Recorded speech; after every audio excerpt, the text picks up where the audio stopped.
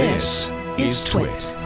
All right, let's get to the next outrage. Let's stop laughing, having fun, and be angry at corporations. And again, credit to John Gruber, who parsed Mike Isaac's post. Actually, others must have, because the Times then later had a story on it. And Jojo Hidayah, the CEO of UnrollMe, had to make an apology. He called it heartbreaking. Heartbreaking. Yeah. We can do better. So it turns out, and we learned this from Isaac's article at the very bottom, and it doesn't, it's just like kind of matter of fact, they spent so much of their time, Uber did, one-upping rivals like Lyft. Uber devoted teams to competitive intelligence. Many businesses do this. Purchasing data from an analytics service you may have heard of. I just recently canceled yesterday my subscription to called Slice Intelligence. You've used the Slice app. It tells you when you've got packages on the way. In order to use that, you have to give them access to your email.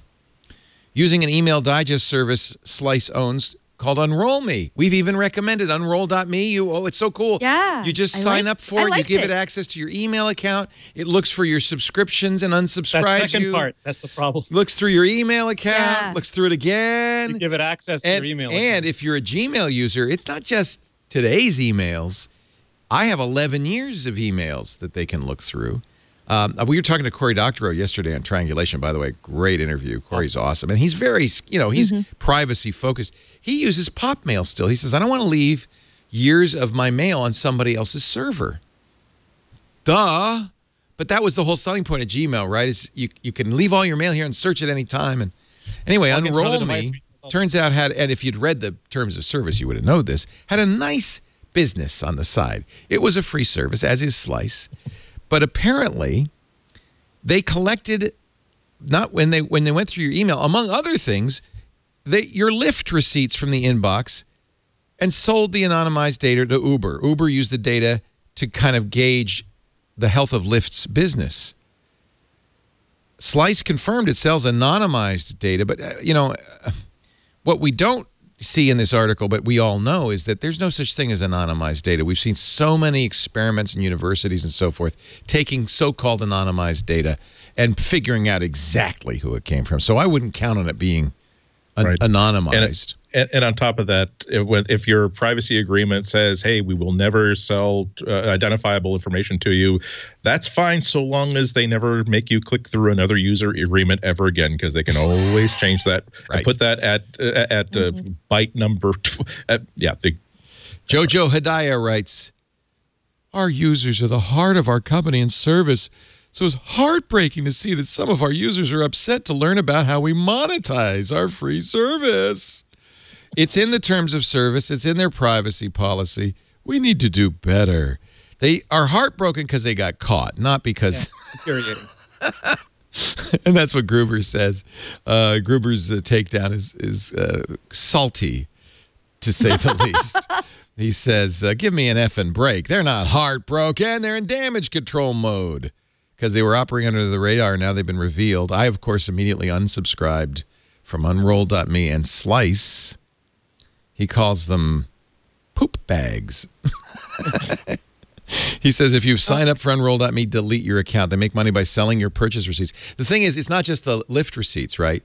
That's the tip of the iceberg. Oh, wait a minute. They're mining that kind of stuff from my email and selling that to the highest bidder?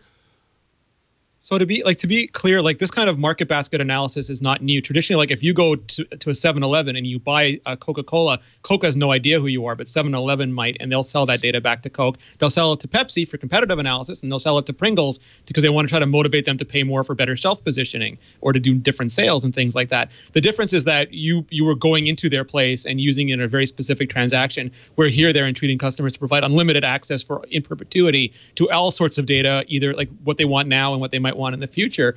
And that's just horrifying. And there's all these services that want you to give, like TripIt was just said, like, why are you emailing us your receipts, Renee? Just give us access to your Gmail and we'll scan for them and do it all for you. And my reaction was, hell no, get off my planet. There is no amount of convenience that data is invaluable. It is so much more valuable than money, which is why these companies think of all these scumbag ways of trying to take our data from us. And I don't think we've been taught from a young age to value it the way we value. Although when you have a service that's free, you gotta think about, well, this is not free for them, so how are they making money?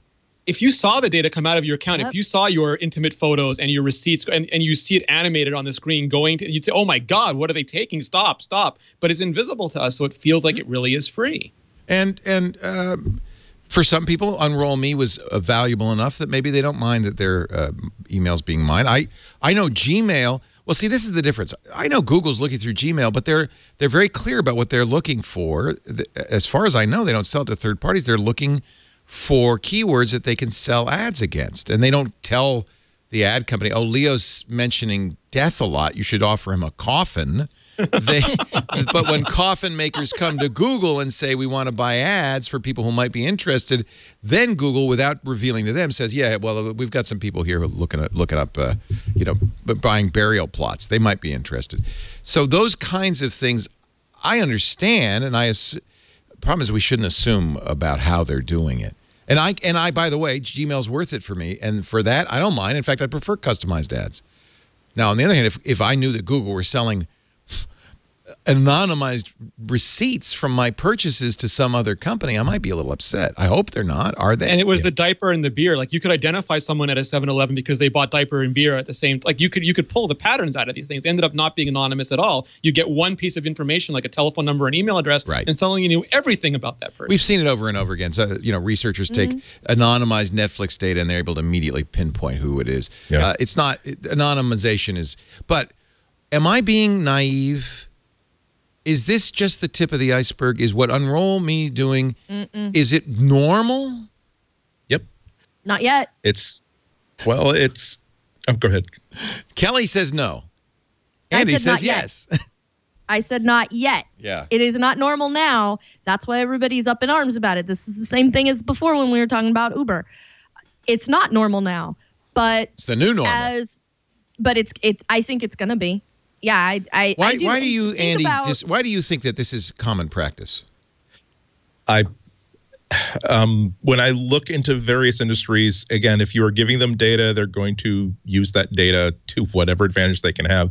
This is what I always think of as the big bag of free money in the middle of the table concept, where if business sees a big bag of free money in the middle of the table, they're not going to walk by the big bag of free money. They're going to take the big bag of free money. They're going to ask with the thing in their hand, they're going to ask their lawyers, is it legal for us to take this money? And the legal guys can say, yes, absolutely. So great, I'm going to take the big bag of free money. And when it comes to user data, if there is no law stopping them from doing it, if there is if there is a law stopping them from doing it, but there is an easy way by slipping something into paragraph 2000 of a user agreement, I guess so we're going to all do read it, those more closely.